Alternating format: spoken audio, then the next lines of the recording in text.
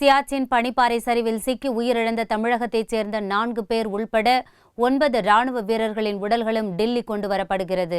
ஜம்மு காஷ்மீர் மாநிலம் சியாச்சின் பகுதியில் கடந்த 3ஆம் தேதி பாதுகாப்பு பணியில் இருந்த 10 ராணுவ வீரர்கள் பனிப்பாறை சரிவில் சிக்கினர். அவர்களை தேடும் பணியில் ராணுவம் ஈடுபட்டது. பெரும் முயற்சிக்கு பின் கர்நாடக மாநிலத்தைச் சேர்ந்த ஹனுமந்தப்பா என்ற வீரர் உயிருடன் மீட்கப்பட்டார். டெல்லி மருத்துவமனையில் அவர் சிகிச்சை பலனின்றி உயிரிழந்தார். மேலும் தமிழகத்தைச் சேர்ந்த எம். ஏழுமலை, எஸ். குமார், கணேசன், ராமமூர்த்தி உள்பட 9 ராணுவ வீரர்கள் பனிச்சரிவுக்குள் இறந்த நிலையில் மீட்கப்பட்டனர். 9 ராணுவ வீரர்களின் உடல்களும் சியாச்சின் ராணுவ தளத்தில் வைக்கப்பட்டுள்ளன. அங்கு பனிப்பொழிவு அதிகமாக இருப்பதால் உடல்களை டெல்லிக்கு கொண்டு வருவதில் தாமதம் ஏற்பட்டது. காலநிலை ஒத்துழைத்தால் திங்களன்று அவர்களது உடல்கள் டெல்லி கொண்டு வரப்படும் என்று எதிர்பார்க்கப்படுகிறது.